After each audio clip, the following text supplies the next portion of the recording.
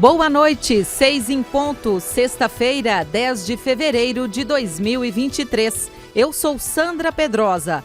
Vamos aos destaques de hoje do TJ Minas Notícias, segunda edição. TJMG promove oficina jurídica e gerencial em 7 Lagoas. Lançada a ação de identificação civil e emissão de documentos de pessoas privadas de liberdade. STJ promove seminário sobre protocolo para julgamento com perspectiva de gênero. Na entrevista de hoje, conversamos com o juiz da primeira vara criminal do Júri e de Execuções Penais e diretor do Foro da Comarca de Itaúna, Adelmo Bragança de Queiroz. Você está ouvindo o TJ Minas Notícias, segunda edição. TJMG promove oficina jurídica e gerencial em 7 Lagoas. Quem tem os detalhes é a repórter Flávia Carneiro. Boa noite, Flávia. Boa noite, Sandra. Boa noite a todos. A primeira edição da oficina, realizada para o Núcleo Regional da EGEF, Escola Judicial Edésio Fernandes de 7 Lagoas, na região central do estado, contou com a participação, nesta sexta-feira, do presidente do TJMG, desembargador José Arthur Filho. A atividade, que reuniu magistrados, gestores e servidores, teve o objetivo de debater temas do direito, promover troca de experiências e conhecimento para o aprimoramento jurídico e gerencial. O segundo vice-presidente do TJMG e superintendente da EGEF, desembargador Renato Luiz Dresch, destacou a importância da interiorização das ações educacionais. Nós não podemos ter mais aquela ideia de verticalidade em que as ações são impostas como se nós soubéssemos que é necessário. E cada comarca, cada regional tem as suas peculiaridades. Se nós conseguirmos respeitar as peculiaridades, nós podemos ter um judiciário melhor. Sempre pensando, nós juntos fazemos mais e melhor. Segundo o juiz diretor do Foro de 7 Lagoas, Carlos Eduardo Vieira Gonçalves, a oficina promoveu a valorização dos servidores da comarca. Os servidores pertencem, eles integram o Poder Judiciário e é necessário que haja a devida valorização e também o devido preparo e suporte desses servidores. E nós que estamos no interior, às vezes, em razão da dificuldade de tempo, de distância, a gente não tem acesso às ferramentas que estão disponíveis na capital. Então, é extremamente importante, tanto para a relação profissional, como também para as relações interpessoais, porque a gente vai poder trabalhar formas de melhorar o relacionamento entre servidores, entre juízes, entre os jurisdicionados, e isso, com certeza, vai ser benéfico para todos, principalmente na redução do nível de estresse e uma melhor qualidade de vida. Também marcaram presença no evento a superintendente adjunta da EGEF, desembargadora Lília Maciel, o membro do Comitê Técnico da Escola Judicial, desembargador Oswaldo Oliveira Araújo Firmo, o desembargador Franklin Higino Caldeira Filho, juízes e servidores. Do Tribunal de Justiça de Minas Gerais, Flávia Carneiro. Lançada a ação de identificação civil e emissão de documentos de pessoas privadas de liberdade. Marco Aurélio Franco. No auditório do Tribunal de Justiça, foi feito o lançamento do Programa de Emissão de Documentos para a População Prisional, a Ação Nacional de Identificação Civil e de Documentos de Pessoas Privadas de Liberdade. É uma iniciativa do Conselho Nacional de Justiça, em parceria com o Tribunal Superior Eleitoral, o Programa das Nações Unidas para o Desenvolvimento, as Secretarias de Justiça e Segurança Pública dos Estados e os Tribunais de Justiça. A estimativa do CNJ é de que 80% da população carcerária brasileira não tenha sequer um documento de identificação. Ontem, no Fórum Lafayette, em Belo Horizonte, os primeiros presos que passaram por uma audiência de custódia e tiveram a prisão preventiva confirmada pelos magistrados fizeram a coleta biométrica. No lançamento do programa, o presidente do Tribunal de Justiça de Minas, desembargador José Arthur de Carvalho Pereira Filho, destacou a importância da identificação para a população carcerária. Um dos braços do Progef 5.0 é o braço social. Nós estamos cumprindo o nosso compromisso de incluir essas pessoas na sociedade. E viabilizar que haja uma ressocialização, porque a partir desses documentos eles podem, saindo das penitenciárias, procurar emprego e buscarem ter uma vida digna, efetivamente. O presidente José Arthur Filho participou da assinatura do termo de cooperação técnica com o CNJ, que incluiu também a Secretaria de Justiça e Segurança Pública do Estado. Minas Gerais é o 17º estado a participar do programa de identificação, que, de acordo com o juiz coordenador do Departamento de Monitoramento e Fiscalização do Sistema Carcerário do CNJ, Luiz Geraldo Lanfredi, traz dignidade para a população carcerária. Muitas vezes nós reivindicamos e ficamos indignados com pessoas que deixam o cárcere e retornam pouco tempo depois por práticas de novos crimes, e muitas vezes não compreendemos essa sistemática, essa dinâmica. São pessoas que muitas vezes são colocadas na rua sem documento, né? Sem documento hoje não tem acesso à educação, não tem acesso a trabalho, não tem acesso à saúde. Ou seja, essa pessoa está absolutamente precarizada em meio livre, e estar precarizada em meio livre é não ser cidadão. E não ser cidadão é não poder exercer os atos da cidadania, e nessa condição a pessoa permanece numa sombra de invisibilidade, que é o que este programa procura atacar. Do Tribunal de Justiça de Minas Gerais, Marco Aurélio Franco. O plenário do Supremo Tribunal Federal considerou que uma decisão definitiva, a chamada coisa julgada sobre tributos recolhidos de forma continuada, perde os efeitos caso a Corte se pronuncie em sentido contrário. A decisão foi anunciada durante sessão nesta quarta-feira no STF. De acordo com a legislação e a jurisprudência, uma decisão, mesmo transitada em julgado, produz os efeitos enquanto perdurar o quadro jurídico que a justificou. Havendo alteração, os efeitos da decisão anterior perdem a validade. O ministro Luiz Roberto Barroso, que conduziu a tese vencedora no julgamento, explica os principais pontos da discussão. Existem tributos que são impostos, taxas, que são instantâneos. Você paga só uma vez. E existem tributos que envolvem uma relação continuada. Exemplo de um tributo instantâneo. Alguém faz uma compra e venda de uma casa, você paga uma vez o imposto de transmissão e acabou. No caso de relações de trato continuado, o exemplo típico é o imposto de renda. Então você pagou o imposto de renda em 2020, depois de 2021 você paga de novo, depois de 2022 você paga de novo, 2023. Então, o que o Supremo entendeu é que nos casos em que seja um tributo que eu chamei de instantâneo, se você conseguiu uma decisão para não pagá-lo, você tem esse direito para sempre. No caso das relações de trato continuado, se você tiver obtido uma decisão favorável ao não pagamento que transitou em julgado, ela vigora.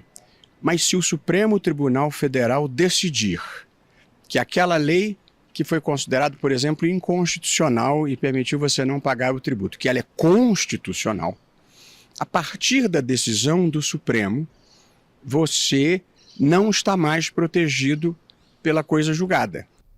Ainda, segundo o ministro, nos casos dos tributos cobrados uma vez só, como, por exemplo, o ITBI, que incide sobre a venda de um determinado imóvel, se houver uma decisão transitada em julgado, como a relação é única, esse direito permanece, mesmo após decisão contrária do STF sobre o tema. A seguir no próximo bloco, STJ promove seminário sobre protocolo para julgamento com perspectiva de gênero. E ainda, a entrevista de hoje é com o juiz da primeira vara criminal do Júri e de Execuções Penais e diretor do Foro da Comarca de Itaúna, Adelmo Bragança de Queiroz. O município de Itaúna fica na região centro-oeste de Minas Gerais. São 6h10, voltamos em instantes. O programa Conhecendo o Judiciário do Tribunal de Justiça de Minas Gerais realizou 3 dias de atividades que reuniram 82 jovens da ASPROM, Associação Profissionalizante do Menor.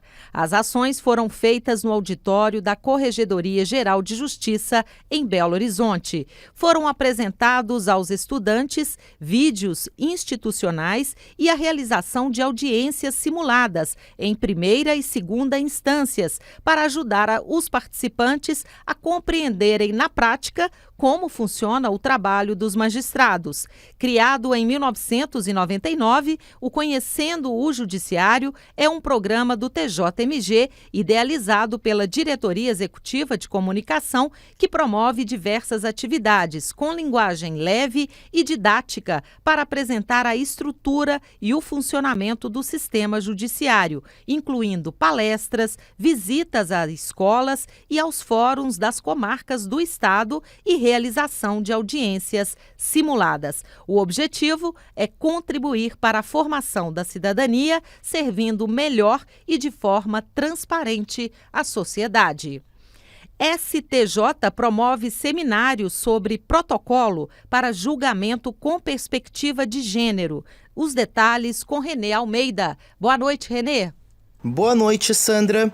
O Superior Tribunal de Justiça realiza nos dias 6 e 7 de março o seminário Protocolo para Julgamento com Perspectiva de Gênero, Teoria e Prática. Voltado para magistrados de todo o país, operadores do direito em geral, servidores públicos e estudantes, o evento será presencial e à distância, com transmissão pelo canal do STJ no YouTube. No primeiro dia, a programação prevê debates sobre o STJ e o julgamento com perspectiva de gênero, a construção do protocolo no Brasil e a contribuição dele na edificação da equidade de gênero, além de uma conferência sobre o Conselho Nacional de Justiça e a aplicação do protocolo. No segundo dia, os painéis tratarão de questões práticas sobre o julgamento com perspectiva de gênero nas justiças federal, militar, do trabalho e dos estados, e do contexto internacional sobre o tema. As inscrições podem ser feitas até 1º de março no portal do STJ. A Corte fornecerá certificado de 11 horas para os participantes do evento que registrarem a frequência integral. Da agência Rádio Web, Renê Almeida. Entrevista. Hoje, no TJ Minas Notícias, segunda edição, conversamos com o juiz da primeira vara criminal, do Júri de Execuções Penais e diretor do Foro da Comarca de Itaúna, cidade da região centro-oeste mineira, Dr. Adelmo Bragança de Queiroz. Olá, doutor Adelmo, prazer recebê-lo aqui na Rádio TJ Minas. O prazer é meu, eu agradeço a oportunidade, cumprimentando a todos os ouvintes da Rádio TJ. Doutor Adelmo, vamos falar de expectativas aí para 2023, né, na comarca de Itaúna.